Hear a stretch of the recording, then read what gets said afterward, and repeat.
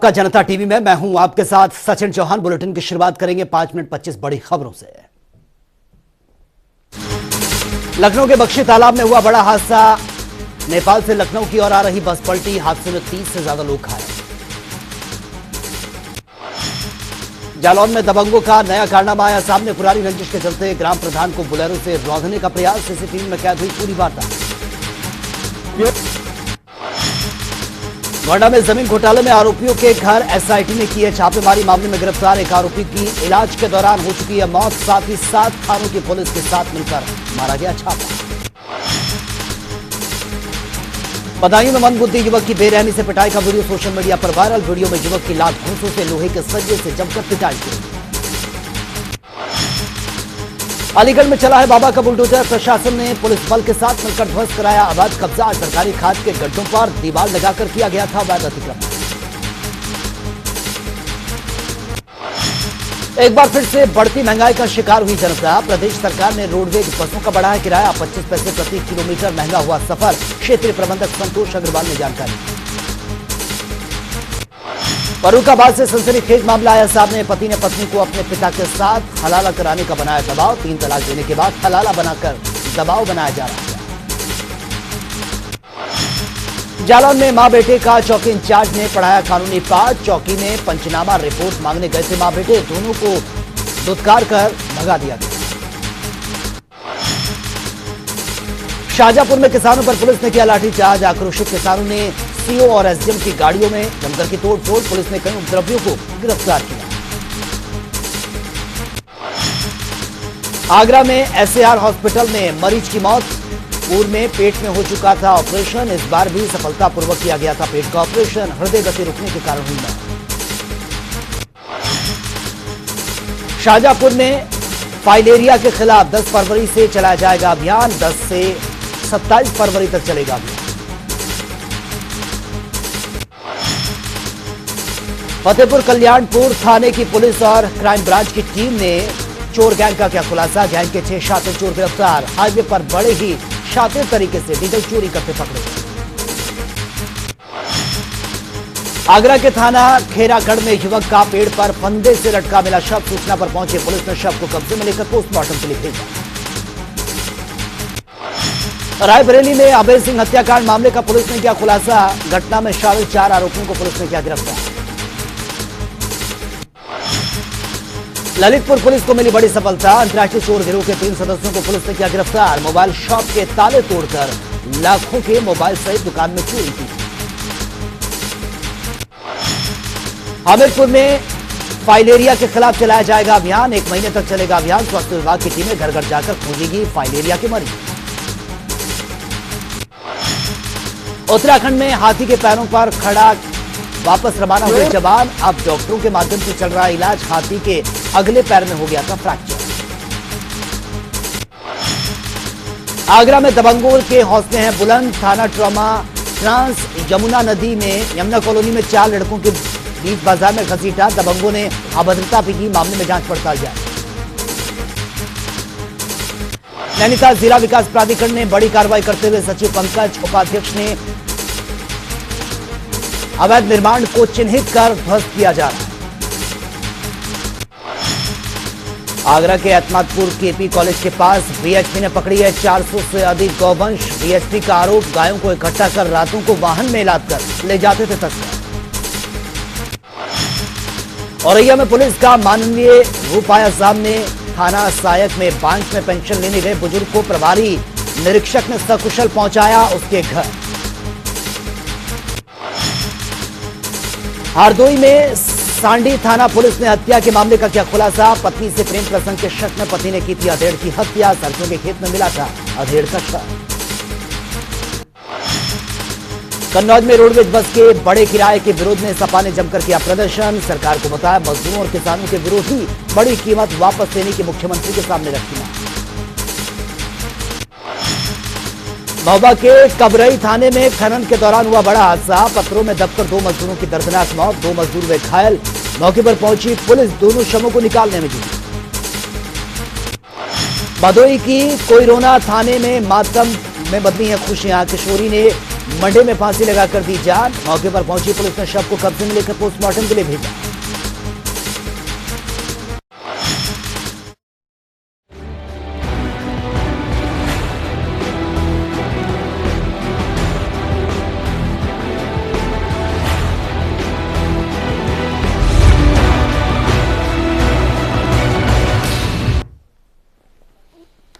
तो चलिए अब खबरें विस्तार से। गाजीपुर दौरे पर पहुंचे मुख्यमंत्री केशव प्रसाद मौर्य ने 9 फरवरी को गाजीपुर दौरे पर वो आ रहे अखिलेश यादव ने उस पर तंज कसा है। सपा विधायक जंगीपुर वीरेंद्र यादव ने पलटवार करते हुए विकास कार्यों को लेकर शिकायत की झड़ी लगा दी। हम 2024 के लोकसभा चुनाव में गाजीपुर सहित उत्तर प्रदेश की 80 लोकसभा सीटें जीतेंगे।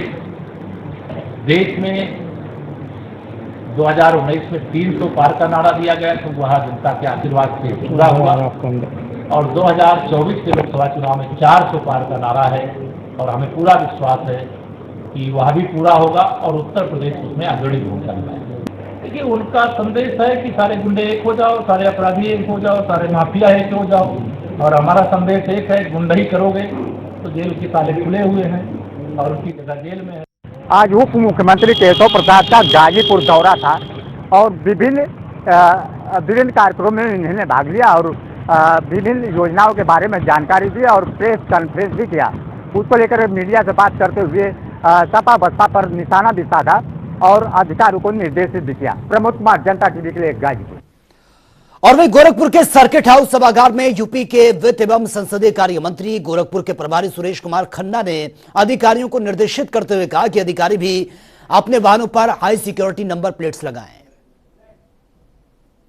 देखिए, हम लोग चाहते हैं कि व्यवस्था जो है वो चाक चौबंद रहे, दुरुस्त रहे और जहां कहीं कोई कमी पाई जाती है वहां निश्चित रूप से उसी के अनुपात में कार्रवाई होती है। लेकिन हमने देखा कि साफ सफाई काफ़ी थी, चूना भी पड़ा था, अधिकारी लोग पूरी चुस्ती दुरुस्ती के साथ काम कर रहे थे। अब कहीं कहीं नाली का पानी रुका हुआ था तो ये अपने आप में उसकी कई वजह हैं। और वे अमेठी पहुंचे खेल एवं युवा कल्याण राज्य मंत्री गिरीश यादव ने समाजवादी पार्टी पर जमकर निशाना साधा। उन्होंने अखिलेश यादव पर निशाना साधते हुए कहा कि अखिलेश यादव दोबारा सत्ता में आना मुंगेरी लाल के सपने देखने जैसा है। अखिलेश यादव ने जनता का भी विश्वास खो दिया है।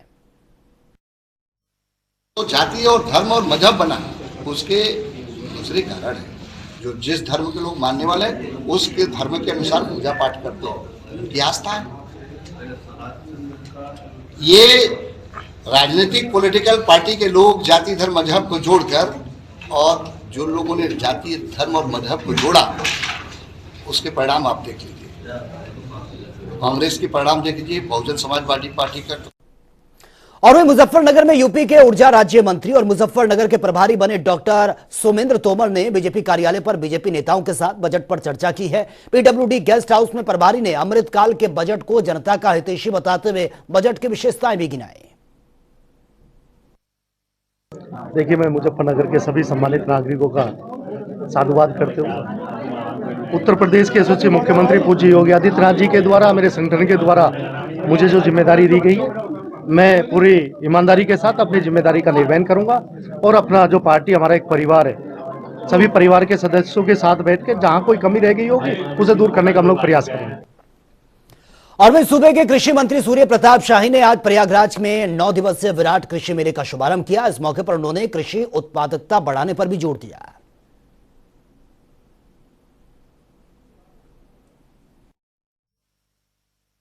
माघ मेले में उत्तर प्रदेश की सरकार हर वर्ष जो है वो किसानों की विराट मेला का आयोजन यहाँ पर करती है और उसके माध्यम से कृषि विभाग कि उन नीतियों का जो किसानों के हितकारी हैं उनको उनके बीच में रखा जाना, इसके अलावा जो हमारे उन्नतशील कृषक हैं उनके सक्सेस स्टोरी को सबके बीच में ला करके उनको प्रेरित किया जाना, नई तकनीक। देखिए, ऐसा है कि ये जो किसान मेला है, क्योंकि माघ मेले का बहुत महत्व होता है प्रयागराज में। यहाँ बहुत सारे लोग दर्शन करने आते हैं, गंगा जी में डुबकी भी लगाते हैं, अपना कल्पवास भी करते हैं। तो ये बहुत अच्छा समय होता है जब, क्योंकि सब ग्रामीण क्षेत्र से ज़्यादा लोग आ रहे हैं इसमें, कि वो इस किसान मेले का भी लाभ उठाएं। तो हम लोग ने यहाँ पर बृहद स्तर से जो योजनाएं हैं उनकी जानकारी के लिए स्टॉल्स लगाए हैं।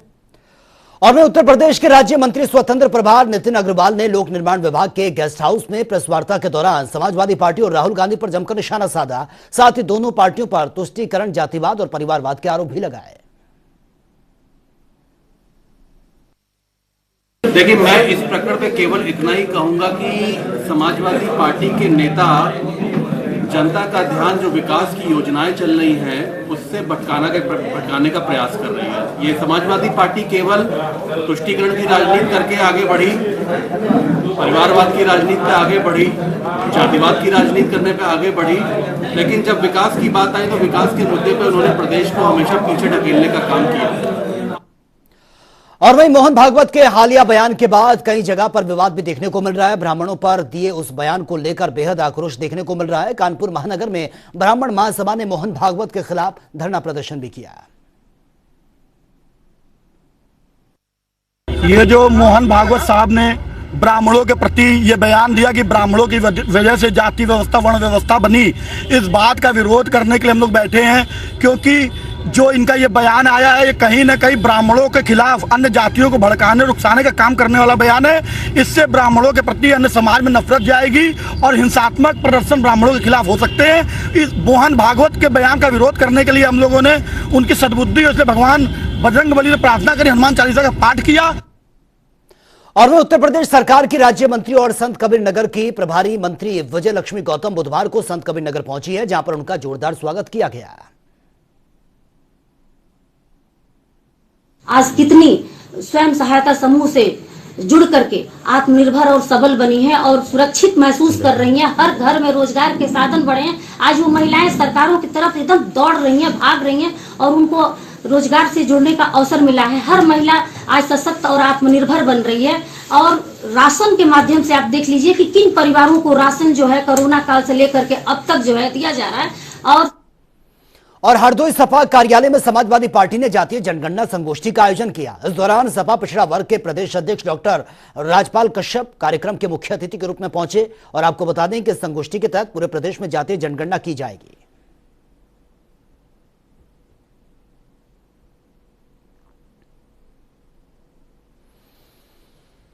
और वहीं सूबे में जारी वार पलटवार के दौर के बीच अखिलेश यादव ने ट्वीट पर मंत्री नंद गोपाल नंदी ने निशाना साधा है और जमकर खरी खोटी भी उन्होंने सुनाई है।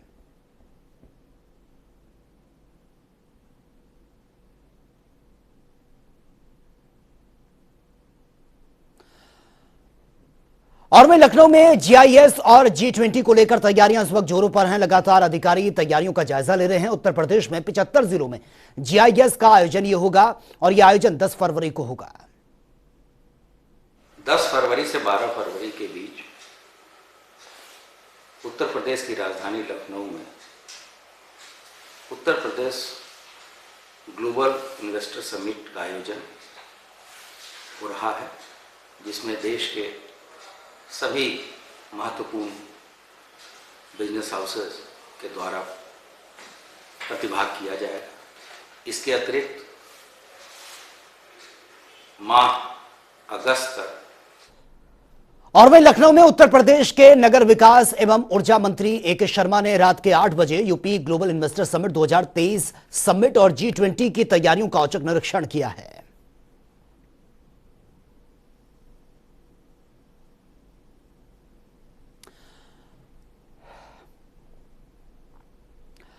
और वहीं Uttar Pradesh global investor summit के आयोजन और G20 शिखर सम्मेलन के आयोजन के दौरान लखनऊ में अब आने वाले मेहमानों के लिए ऐतिहासिक इमारत बड़ा इमाम बाड़ा के भ्रमण को देखते हुए पेंटिंग और साफ सफाई यहां पर करवाई जा रही है।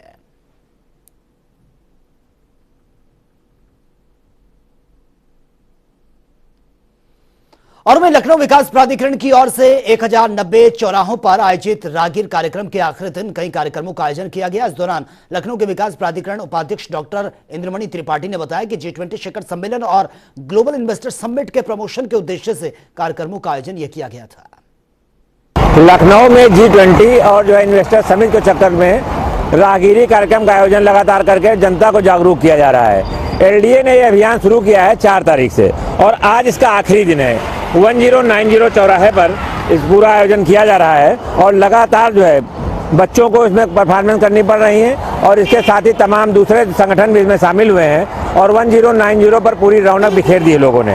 आज आखिरी दिन जो है जिला प्रशासन ने सारा बच्चों को पुरस्कृत करने के सम्मान समारोह भी रखा है और इस समय कार्यक्रम का अंतिम दौर चल रहा है। मैं अपने छायाकार शिवम से कहूँगा एक बार दिखाएं कि किस तरह जो है राहगिरी कार्यक्रम के चक्कर में पूरी रौनक यहाँ बिछड़ी पड़ी हुई है। लगातार लखनऊ को रौनक दिखाने के लिए और यहाँ के बच्चों को उत्साहित करने के लिए ऐसे कार्यक्रम आयोजित करने के लिए जिला प्रशासन ने अभियान छेड़ रखा था और ये अभियान आज पूरा हो गया है। अब उम्मीद की जा रही है कि G20 के बारे में काफ़ी कुछ लोग जो जागरूक हो चुके हैं। कैमरामैन शिवम के साथ PN मिश्रा, जनता टीवी, लखनऊ। और उत्तराखंड के कैबिनेट मंत्री सतपाल महाराज ने जोशीमठ पर बयान दिया है और कहा कि जोशीमठ आपको पता है कि मुरैन पर बना हुआ है, ग्लेशियर जो रता छोड़ जाता है और शिफ्ट करता है उसी पर ही जोशीमठ बना हुआ है। जोशीमठ में खुद गया था और जोशीमठ आपको पता है कि मुरैन पे बना हुआ है, जो ग्लेशियर रेता छोड़ जाता है, चट्टानों को छोड़ जाता है और शिफ्ट करता है, उसी पर जोशीमठ बना। और ये सबको पता था कि वहाँ पर क्या स्थिति पैदा हो रही है, परंतु बड़ी बड़ी बिल्डिंगें बन दी गई और सब कुछ हो गया। मैं वहाँ गया, मैंने देखा और आपको पता है कि 2013 के अंदर जो हमारा अगस्त मुनि था और विजयनगर था, वहाँ पूरी सड़क हमारी चली गई। और वे जोशीमठ आपदा को 1 माह से ज्यादा का वक्त ये बीत जाने के बाद भी प्रभावितों की समस्याएं कम होने का नाम नहीं ले रही हैं। वहीं अब इस मुद्दे को लेकर राजनीति शुरू हो गई। विपक्षी दलों ने, कांग्रेस ने जोशीमठ आपदा के नाम पर सरकार को घेरना शुरू कर दिया है। देखिए, भारतीय जनता पार्टी की प्राथमिकता है जोशीमठ के लोगों का पुनर्वास करना या फिर वहां पर ट्रीटमेंट हो सकता है उसका ट्रीटमेंट करना। कांग्रेस पार्टी को अपने गिरेवा में झांकना चाहिए। 1976 की रिपोर्ट सार्वजनिक करनी चाहिए कांग्रेस को। उस समय तो भारतीय जनता पार्टी का भी जन्म नहीं हुआ। कांग्रेस पार्टी के लोग और कांग्रेस पार्टी के प्रवक्ता और कांग्रेस पार्टी के नेता पहले पढ़ते नहीं इतिहास अपना, उनको बार बार उनका इतिहास याद दिलाना पड़ता है, बार बार उनको बताना पड़ता है कि 1976 में क्या हुआ था। आज अगर जो कांग्रेस पार्टी ने कुछ किया होता तो आज ये दुर्दशा ना होती। और वे उत्तराखंड के कैबिनेट मंत्री सतपाल महाराज का कहना है कि बजट को लेकर विपक्ष जो आरोप लगाता है, मैं समझता हूं कि ये बातें उचित नहीं हैं। और साथ ही उन्होंने कहा कि रोजगार के अवसर पैदा किए गए हैं, जैसे कि उत्तराखंड में रेल सुविधाओं के लिए 504 करोड़ का प्रावधान किया गया और उसमें नए नए रेलवे स्टेशन बनेंगे, यातायात को और भी अच्छा किया जाएगा और इसके साथ साथ एयरपोर्ट बनेंगे। और कहने का मतलब यह है कि रोजगार हम पैदा कर रहे हैं। मैं समझता हूं कि ये सब बातें जो हैं ये उचित नहीं है, क्योंकि बजट के अंदर बहुत से रोजगार के अवसर पैदा किए गए हैं। जैसे कि केंद्रीय बजट में उत्तराखंड में रेल सुविधाओं के लिए 504 करोड़ रुपए का प्रावधान किया गया है और इसमें नए नए रेलवे स्टेशन बनेंगे, यातायात को और भी अच्छा किया जाएगा और इसके साथ साथ एयरपोर्ट्स बनेंगे। तो कहने का मतलब रोजगार हम पैदा। और वो उत्तरकाशी में प्रवीण ने दुनिया के 7 महाद्वीपों के 7 बड़ी चोटियों को फतह कर भारत का झंडा फहराने का लक्ष्य ये रखा है। प्रवीण राणा ने दुनिया की सबसे ऊंची चोटी माउंट एवरेस्ट को 21 मई 2022 को सफल आरोहण करने के बाद 4 फरवरी 2023 को अफ्रीका महाद्वीप की सबसे ऊंची चोटी किलिमंजारो का सफल आरोहण किया है। वो लगातार अपने लक्ष्य की ओर बढ़ रहे हैं।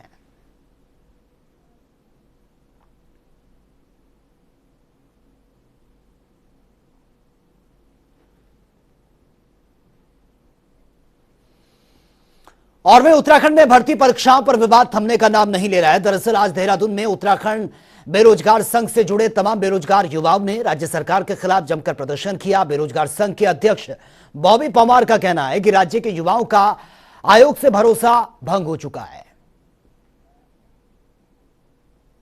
देखिए, यही हमें तय करना है कि सत्ता में बैठे लोग बातें तो बड़ी बड़ी करते हैं, सत्ता में बैठे लोग बातें तो बड़ी बड़ी करते हैं, परंतु अब इनकी नीयत देखनी है कि युवाओं से हमदर्दी कितनी है। क्योंकि ये वो युवा है जो हर परीक्षा को दे रहा है, ये वो युवा जो पीसीएस परीक्षा का पास करके इंटरव्यू तक जा रहा है, यूपीएससी दे रहा है, परंतु इनके साथ आपने आज छलावा किया है। उत्तराखंड की चारधाम यात्रा जो कि धार्मिक दृष्टि से, आर्थिक दृष्टि से बहुत महत्वपूर्ण ये रखती है। और साथ ही आपको बता दें कि उत्तराखंड की जब यात्रा का संचालन भव्य तरीके से होता है तो स्थानीय लोगों को रोजगार मिलता है। और साल 2022 में यात्रा ने सभी रिकॉर्ड तोड़ दिए थे और 2022 की यात्रा में चारधाम और हेमकुंड साहिब करीब 46,27,292 श्रद्धालु पहुंचे थे। चारधाम यात्रा जो है हमारी बिल्कुल सुचारू रूप से चलेगी और हमारे जो है डिपार्टमेंट के लोग तैनात होंगे आपके जोशीमठ में, और कोई भी वहाँ दिक्कत पैदा होगी उसका निराकरण करेंगे। हम चाहते हैं कि यमुनोत्री, गंगोत्री, केदार, बद्री ये यात्रा सुचारू रूप से चले, सरल हो, सहज हो और इसमें यात्रियों की सुरक्षा हो। इसके साथ साथ और भी हम निर्णय ले रहे हैं। हेल्थ मिनिस्ट्री से भी हमने गाइडेंस मांगी है, तो सब निर्णय के बाद जो है निर्णय लिए जाएंगे और इस समय यात्रा की तैयारी हमारी शुरू हो गई है। रजिस्ट्रेशन का काम भी हमारा शुरू हो गया है। उत्तराखंड में अप्रैल माह से चारधाम यात्रा शुरू होने वाली है। चारधाम यात्रा को लेकर सभी विभागों को तैयारियां पूरी करने के निर्देश सरकार द्वारा दिए गए हैं। इसके साथ ही अगर बात की जाए पर्यटन मंत्री सतपाल महाराज की, तो सतपाल महाराज का साफ तौर पर कहना है कि इस बार की जो यात्रा है वह पूरी तरीके से भव्य और बृहद रहने वाली है और जो पिछले साल का आंकड़ा 46 लाख था वह आंकड़ा अब की बार टूटने वाला है। साथ ही अगर परिवहन विभाग की बात करें तो परिवहन विभाग द्वारा एप्लीकेशन लॉन्च की जा रही है, जिसके माध्यम से जो भी यात्री आएंगे उनका लेखा जोखा उस एप्लीकेशन में ऐड किया जाएगा। इसके बाद ही पर्यटकों को चारधाम यात्रा की परमिशन दी जाएगी। और वही राज्य महिला आयोग की उपाध्यक्ष सायरा बानो ने हल्द्वानी के नारी निकेतन का निरीक्षण किया। इस दौरान नारी निकेतन में रह रही महिलाओं के खाने पीने और रखरखाव की व्यवस्थाओं का भी जायजा लिया गया। आज हल्द्वानी नारी निकेतन का निरीक्षण किया गया और यहाँ पर जो भी निरीक्षण के दौरान सारी चीज़ें सामान्य दिखाई दी और इनके जो भोजन है, दिया जाने वाला भोजन भी सामान्य था और जो रहने की जो कक्ष था और जो सब कुछ मतलब साफ सफाई भी सामान्य दिखाई दी। और वहीं भगवानपुर के खेलपुर गांव में निर्माणाधीन नाले का विरोध कर रहे भारतीय किसान यूनियन बेदी के कार्यकर्ताओं और मतलब प्रधान के बीच मौके पर जमकर कहासुनी और नोकझोंक हुई है, जिसके चलते मौके पर अफरा तफरी मच गई। हंगामा इतना बढ़ा कि पुलिस को मौके पर पहुंचना पड़ा।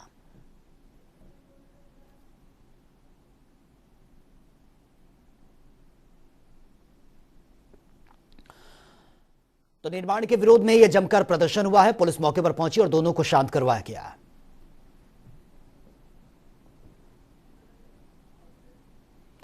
और वहीं यूपी सीएल ने जनता के द्वारा कार्यक्रम में आज इसका समापन हो गया है। बिजली दफ्तर में आयोजित कार्यक्रम में ऊर्जा निगम की अध्यक्ष राधा रतोड़ी बतौर मुख्य अतिथि मौजूद रही हैं और कार्यक्रम में विभाग के एमडी और अन्य अधिकारी भी मौजूद रहे। ये जो शिविर लगे हैं इनका आइडिया एक्चुअली माननीय मुख्यमंत्री जी ने ही दिया था, क्योंकि उनके पास बहुत सारे लोगों के फ़ोन आते थे कि हमारा बिल सही नहीं आ रहा है या हमें लो वोल्टेज है या हमें तार शिफ्ट करना है। तो उन्होंने कहा कि पूरे प्रदेश में कुछ जगहों पे आप ऐसे कैंप लगवाइए जहाँ पे जो जनता के लोग हैं जिनकी शिकायत है वो आसानी से आ सके और अपनी बात कह सके। उसी उद्देश्य राजधानी में जो अंडरग्राउंड हो रहा है मेन रोड और उसकी आर्टरीज जो भी है मेन आर्टरीज, उनका अंडरग्राउंडिंग का जो प्रोजेक्ट है मोस्ट प्रोबेबली मई तक अवार्ड हो जाएगा कॉन्ट्रैक्ट ये वर्क, और 1 से 1.5 साल के अंदर मे भी 2 साल के अंदर कंप्लीट हो जाए। और वह जोशीमठ में जिस तरह की घटनाएं सामने आ रही हैं उस पर मुख्यमंत्री पुष्कर सिंह धामी का स्टेटमेंट भी सामने आया। उन्होंने कहा कि राहत कार्य वहां पर जारी है और हरिद्वार जिला प्रशासन की ओर से जोशीमठ के लिए 5 ट्रक राहत सामग्री भेजी गई है। इस दौरान जिलाधिकारी विनय शंकर पांडे ने यह भी कहा कि आज भेजे जाने वाली राहत सामग्री में 5 ट्रकों में 2500 खाद्य सामग्री के पैकेट भेजे गए हैं। ये जो जोशीमठ में जो आपदा हुई है उसमें राहत सामग्री से जिला प्रशासन की ओर से जो है 2551 जो है राशन किट हैं और जो है 500 जो कंबल हैं थोड़ा अच्छी क्वालिटी के, वो हम जो है आज जोशीमठ भेज रहे हैं। इसमें जो 2551 फूड पैकेट है उसमें 1651 फूड पैकेट जो है हरिद्वार और जो है धार्मिक संस्थाओं ने जो है प्रदान किया है, और जो 900 पैकेट हैं वो रुड़की तहसील द्वारा जो है तैयार किए गए हैं विभिन्न ऑर्गेनाइजेशंस के माध्यम से, और जो 500 ब्लैंकेट है वो हरिद्वार तहसील ने जो है यहाँ पर जो महाराज श्री कैलासानंद जी हैं उन्होंने प्रदान किए हैं। तो और वह देहरादून के नगर निगम ने अब नदियों की सफाई का अभियान शुरू कर दिया है। अभियान के अंतर्गत रिस्पना और बिंदाल नदी को स्वच्छ बनाने के लिए अभियान की शुरुआत कर दी गई है। मेयर सुनील उनियाल गामा ने बताया कि हर साल नदियों की सफाई का अभियान ये चलाया जाता है। अभियान का हमने शुरुआत कल करी है और हर वर्ष जो है बरसात से पहले हम ये अभियान चलाते हैं। इस वर्ष भी जो है हमने कल इसकी शुरुआत करी है, ताकि बरसात से पहले पहले सारे नदी नाले, छोटी नदी, बड़ी नदी, लगभग हमने 60 नदी नाले बड़े से लेकर छोटे तक चिन्हित किए हैं।